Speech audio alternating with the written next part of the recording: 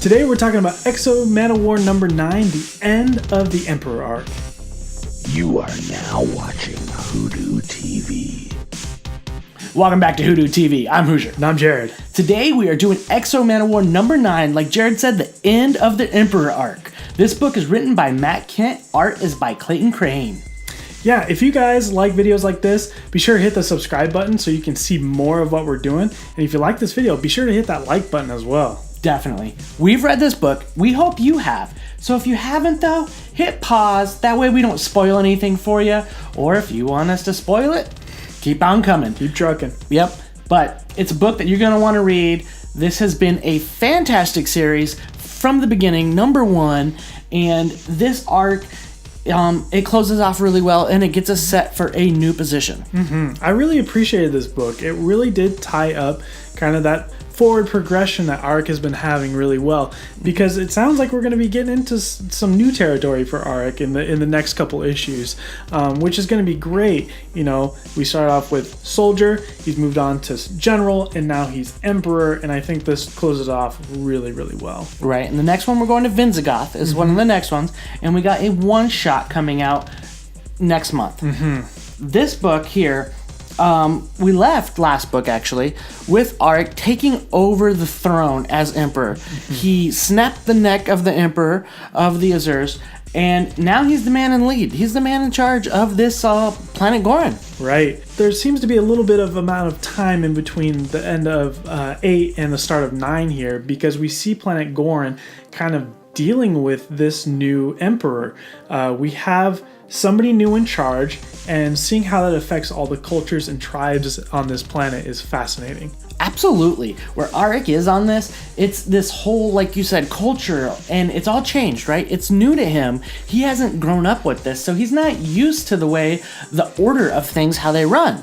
And when any big thing is running and a certain machine is running, there are certain little pieces that have a cause and effect. It's the ecosystem per se. If you mess up the circle of life, and it does cause some ripples, and it's a ripple effect. It's exactly what happened.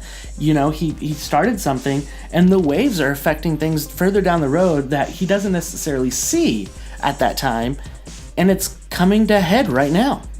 Yeah, I mean, for instance, we have Aric has freed these slaves, these genetically modified slaves that have been working these fields and to provide food for the cadmium.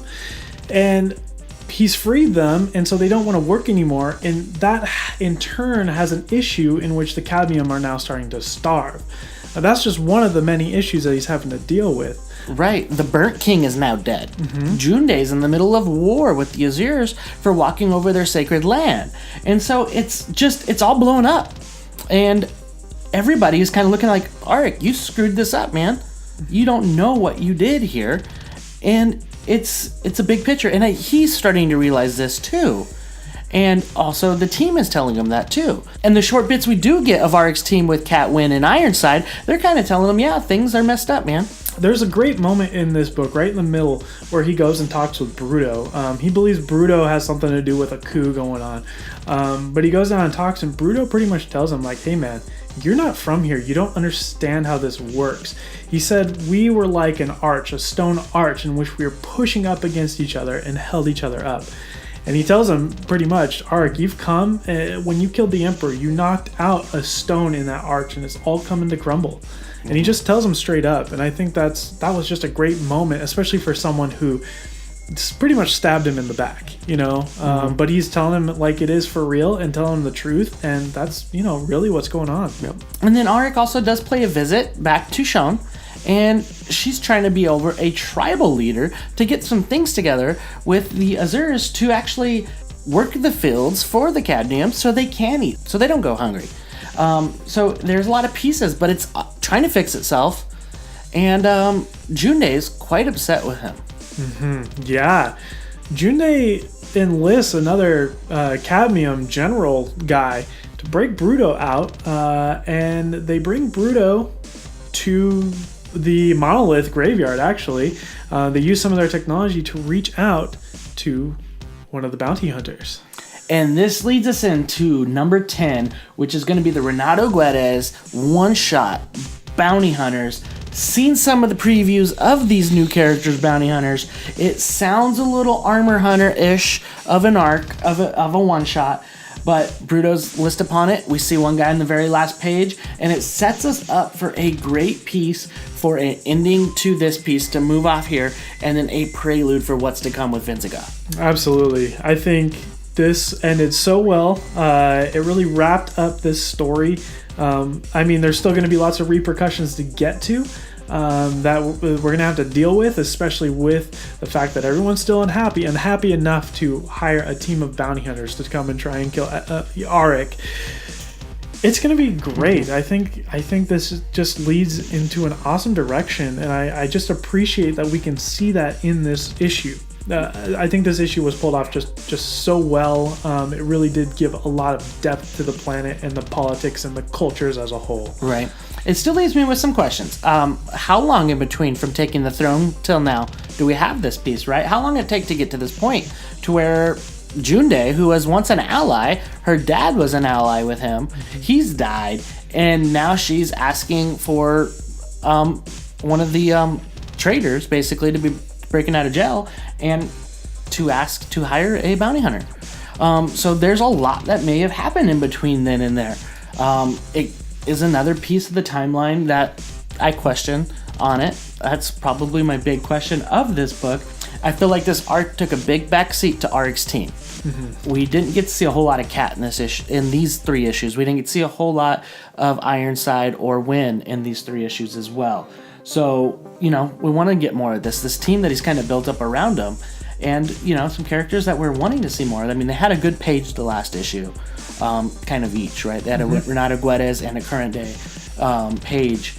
And so it does leave us asking more, where are we going, and how long did it take? Yeah, those are definitely great questions. I think I got to say what I really appreciate about this book is really understanding the thoughts of the people a bit better, especially the fact of the council that Shone was working a part of, this alliance that she was trying to create. She obviously doesn't want a whole people group to die from starvation. She actually has a heart for them, even though that they've been fighting, and even though that the Cadmium had been oppressing the Azure for so long, she still wanted to create some sort of system in which no one was a slave. People were working for themselves and being able to be paid for that work, and yet also keep one of these people groups from dying out. I thought that was extremely fascinating, and just, it really made everything feel so much more full, and added just another piece and another thing that Aric is going to have to figure out for himself. Right. And part of, when you look at what we learn in Armor Hunters, is that the Shanhara, the armors, part of their agendas and programming is to destroy planets. And is this kind of going into that direction to destroy Gorin? Is the planet, is Shanhara, is Aric, the whole X-O Manowar, is that what is there to do? Is that what we're going to see here? We're going to see Shanhara do what it was made to do with the Armor Hunters, to destroy a whole planet? Wow, that would be fascinating. Especially just building this planet as it is and destroying that. Oh my gosh, those would be some feelings to read that. Mm-hmm. I think about in Star Wars, we see the destruction of Alderaan, but we never set foot on Alderaan. It didn't really have a big impact, at least when that first movie came out. But now we're 9 issues in right now on this world and just figuring them out and learning more and more key pieces, and all this energy is created into building something that seems so real, and then they're going to destroy that. Man, that would be awesome. Mm-hmm. I mean, I don't want it to happen, but that would be extremely, I think it would play out really well. I just hope that they don't. I hope it doesn't either, but it does feel like it's going that direction. Now I'm going to move on to the direction of art in this. The cover, Clayton Crain, on his pre-order edition is great, but Luis LaRosa's cover on the A cover, spot on. It's great. Just that crucified up there on his purple stone cross. Wow. Yeah, I think it fits so well because throughout this whole issue, Aric is going from people group to people group, and they are telling him, you done messed up, Aaron. Like that's hey Rick. hey Rick, done messed up now. And it pretty much, like, you can say he's being pretty much crucified in this story, and the fact that, like, there is a group that is hiring outside help to try and take him out, like, that is intense stuff. Right. I think it just fits so well. I think it was a great cover. And then there's a couple good image on the interior of it. The splash page with Aric above planet Gorin and his dialogue there. Really awesome. But my favorite scene is when he's talking to June Day and her reflection is in his mask. Mm-hmm. That looked awesome. That was really well done. I think there are definitely some really great frames in this book. I was even telling you beforehand that splash page with Aric hovering over Gorin, like, if you take out the lettering in that one, I would put that up as a poster. Like, it would just be awesome. Yeah, it's good stuff. It's really good stuff.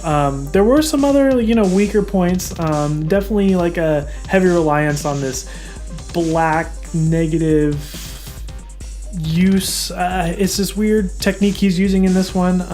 Right, his Photoshop post-production editing in there where he's pulling out some of the light within the darker areas. Mm-hmm. And you're starting to see it a little bit more. Like, there's a picture where he's the back of Shon's head.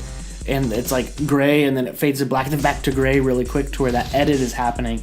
It looks a little interesting. You see it in a lot of people's feet in this, and it feels like it's, in certain images it really works, and then some I don't feel like it works. Right, which is where it kind of feels like it's being overused. But I think overall, this book, out of the three that Clayton Crain has been doing, I think this one looks the best. I agree. This one does look the best. So a question I have is when Aric is talking to that leader, the Cadmium leader of the Jinn Mods, he has his helmet off, right? Mm-hmm. And it's somebody who's, who knows what the threat is there, but he has no helmet on. And then he later goes and even speaks to Shon, and he's keeping the helmet on while he's with Shon and her people. And so why is it on here, off there? What's the point of it in the certain areas? It just has a question of, what's the idea of it there? Yeah. Why here and why there? You would think around Shon that he wouldn't feel a threat to her, but when he's talking to a Cadmium leader and he just freed the guy's slaves, that he may feel of more threat and have the helmet on then. Just those little questions. Right. Yeah. I mean, it's a good question. Is this an aesthetic choice, or is this something that drives the story? I mean, we saw in the last issue, Shon wasn't so happy with him. She pretty much said, like, you go and do what you do. We're pretty much over. In much more words, of course. But I would, if this is a choice to drive the story, I would almost say that he's feeling a bit more defensive when he approaches Shon now. Mm-hmm. Maybe it's not as fraternal or able to just talk to one another in that way. Right. And it could also be the fact that, like, he's much more comfortable on the battlefield than he is in a council setting too. Like,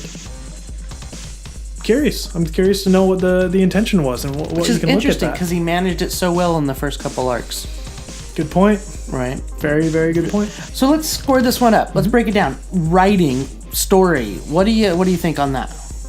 Yeah, I think story for this one, I'm going to give this one a 4.5. I think this one did so well to, like I've been saying, flesh out the planet, really get us to see a lot more, get us to see kind of the political pullings of this one. How does the planet work? How do these cultures really sit together? I think it did really well. And I'm only taking off half a point on this one because of the narration of this. It did seem a little chopped. We have portions of sentences in one corner of the page, and we don't get the follow-up until the bottom corner of the page, and a whole bunch of dialogue in the middle of it. Kind of is hard to follow a little bit, so you gotta, like, really take the time to, go back and maybe read those in order themselves. But other than that, the writing was awesome. So what did you think of the writing? Overall, I thought it was really well. I do like the story. I do like the piece of it, the really in-depth piece of, pulling something out of, like you say, a well-oiled machine. Even though it may be dysfunction, it's still serving a function. Mm-hmm. And watching how that kind of ripple, like I say, the ripple effect happens. There were some pieces with the dialogue that you mentioned, how the split sentences worked. I do like that he actually really let us know who was speaking this time, and it was coming from Aric in those first 6 pages where it had it there. Part where I question is the time. I do wish that was actually disclosed to us a little bit. Mm-hmm. Is this right away? Is this a week? Is this a day? Is this, how long has it been? So that's kind of the big question I have there. Like I said, I enjoyed the story. I like where it's going, and I'll be giving this right around 4.25, I think, as well. And for the writing, then we'll move off to the art. Mm-hmm. The art I did enjoy. I thought it was Clayton Crain's best position of this book so far. Like I say, some of the little undertones there, may, like you said, may have been a little overused, but it was still good. I'm going to be giving this, as far as art, a 4. Mm-hmm. Yeah, I think for art-wise, I'm around a 4 on that one as well. I think, this one, I have to say, perhaps just being in the light more. He's not fighting in the dark, and that seemed to be where a lot of the darkness came from, where we're having trouble seeing a lot of the pages and a lot of the art in this one, or in the other ones. This one, you could really make everything out. It wasn't that hard to figure out, what were you seeing. The colors weren't muted all into one, dark palette. So I did appreciate that. I thought he did a really good job of kind of fixing that up, Mm-hmm. So yeah, I'm about a 4 for this one. So overall for me, it comes to a 4.25. 4.25 overall? Mm-hmm. Yeah. Yeah, I'd say 4.25, 4.15, whatever the math is. But yeah, it's a 4, mid-low 4. So low 4, but that's still a great score. Mm-hmm. Overall, the art to me, the way it ebbed and flowed with the Emperor arc, I'm giving the arc a 4 total. Yeah, I think for the total arc, I'd give it around 3.754. It wasn't my favorite of the total story of here, but this is an outstanding series, and it's been awesome. So I can't wait for what's next. Me too. I love Renato Guedes' art and these new characters again. Some pretty cool characters that Matt Kindt has designed. He does so well at doing that. Yeah. What he's done in Eternity with those new characters there, Brothers of the Bomb, all of that there. What he did with the Red Legion in Divinity 3, just awesome all together. I just enjoy the way he does that.